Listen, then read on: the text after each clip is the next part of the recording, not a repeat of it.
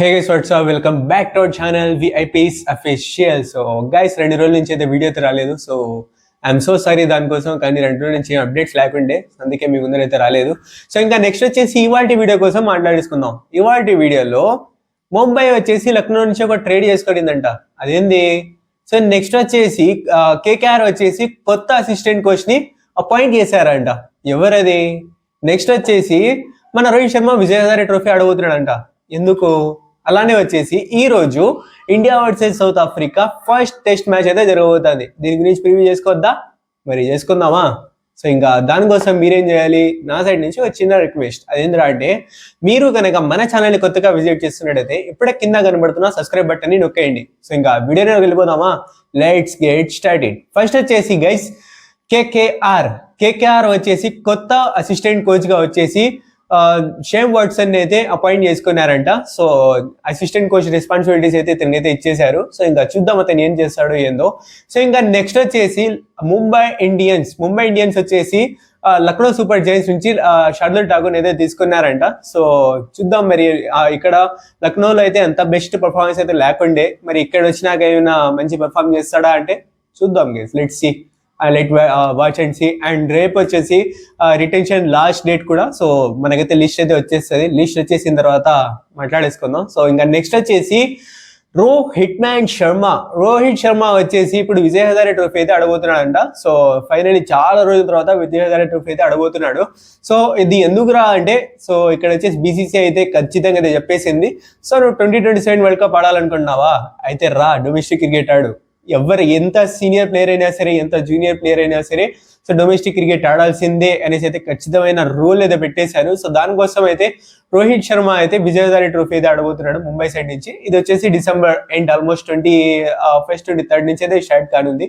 So ఇంకా next వచ్చేసి అలానే వచ్చేసి ఇక్కడ చాలా మంది క్వశ్చన్ ఉంటుంది, అదేంద్రా అంటే విరాట్ కోహ్లీ ఏంది బ్రో, విరాట్ కోహ్లీ ఆడతాడా లేదా, విరాట్ కోహ్లీ ఏం వస్తాడా లేదా, మరి లేకుంటే ఏంది, ఏమైనా రిటైర్మెంట్ ఏమైనా ఐడియా తీసుకున్నాడా అంటే లేదు బ్రో, ఇంకా అప్డేట్ అయితే రాలేదు, దీనికి సంబంధించిన క్లియర్ అప్డేట్ అయితే రాలేదు. సో అది వచ్చిన తర్వాత కూడా నేనైతే అఫీషియల్ వచ్చిన తర్వాత నేనైతే మీకైతే తెలియజేస్తాను. సో మొత్తానికి అయితే నెక్స్ట్ వచ్చేసి guys India versus south Africa first test match. ఇది వచ్చేసి కేకేఆర్ కోల్కతాలో అయితే జరగనుంది, ఈడెన్స్ గార్డెన్ స్టేడియంలో అయితే జరగనుంది. సో పిచ్ రిపోర్ట్ ఏంది? ఇది వచ్చేసి ఫస్ట్ డే వచ్చేసి మంచి బ్యాటింగ్ పిచ్ అయితే ఉంటుందంట. ఫస్ట్ డే 1లో మంచి బ్యాటింగ్ అయితే హెల్ప్ అవుతుందంట.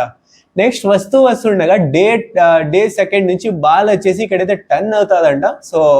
సో దీంతో ఏంద్రా అంటే స్పిన్నర్స్ కి అయితే మంచిగా హెల్ప్ అవుతుంది అనేసి అయితే నేనైతే అనుకుంటున్నాను. సో ఇంకా అలానే వచ్చేసి టాస్ గెలిచిన టీం ఏం చేస్తారు బ్రో అంటే మేబీ ఫస్ట్ బ్యాటింగ్ చేయొచ్చు, ఎందుకంటే డే 1 మంచి బ్యాటింగ్ పిచ్ ఉంటుంది కాబట్టి. సో ఫస్ట్ బ్యాటింగ్ అయితే చేసే అవకాశం ఉంది. సో ఇంకా నెక్స్ట్ వచ్చేసి ఈ టీమిండియా ప్లేయింగ్ 11 ఏంది? టీమిండియా ప్లేయింగ్ 11 ఎలా ఉంటుంది బ్రో అంటే టీమిండియా ప్లేయింగ్ 11లో రిషబ్ పంత్ వచ్చేసి బ్యాక్ అయిపోయిండు. సో ఇంకా నెక్స్ట్ వచ్చేసి నితీష్ కుమార్ రెడ్డిని అయితే పెట్టుకోవట్లేదు. నితీష్ కుమార్ రెడ్డిని ఫస్ట్ మ్యాచ్ నుంచి అయితే డ్రాప్ అయితే చేశారు. సో ఇక్కడ వచ్చేసి అసిస్టెంట్ కోచ్ అయితే తెలియజేసిండు, నితీష్ కుమార్ రెడ్డిని ఫస్ట్ మ్యాచ్ నుంచి డ్రాప్ చేసినారంట. సో మొత్తానికి అయితే ఇంకా ప్లేయింగ్ 11 ఎలా ఉంటుందని నా ప్లేయింగ్ 11 చెప్పేస్తాను చూడండి.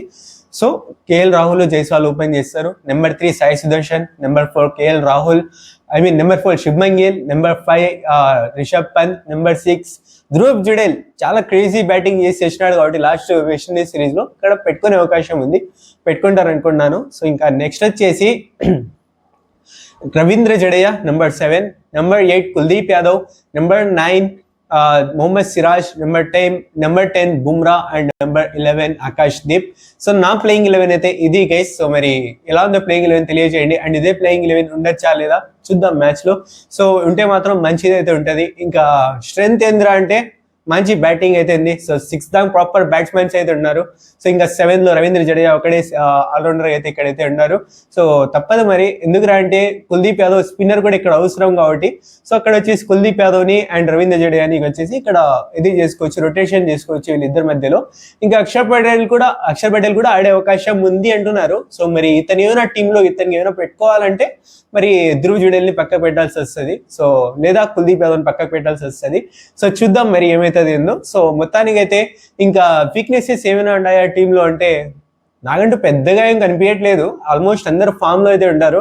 సో వీక్నెసెస్ నాకంటే ఏం పెద్దగా అయితే కనిపించట్లేదు. సో ఏంటంటే చేయాల్సింది ఏంటంటే టీమిండియా మంచి ఫీల్డింగ్ అయితే చేయాలి. సో ఫీల్డింగ్ మంచిగా చేస్తే మ్యాచెస్ వచ్చేసి ఈజీగా వచ్చేసి మేమైతే గెలవచ్చు. ఎందుకంటే ఇప్పుడు వచ్చేసి ఆపోజిట్ ఉండేది WTC విన్నర్స్ అయితే వరల్డ్ టెస్ట్ ఛాంపియన్స్ అయితే ఉన్నారు.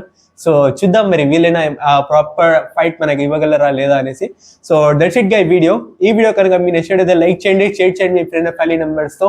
అండ్ ఇప్పటిదాకా మీరు మన ఛానల్ని సబ్స్క్రైబ్ చేసుకోకపోతే ఇప్పుడే సబ్స్క్రైబ్ చేసి పక్కన బెల్ ఐకాన్ ఆన్ చేసుకోండి.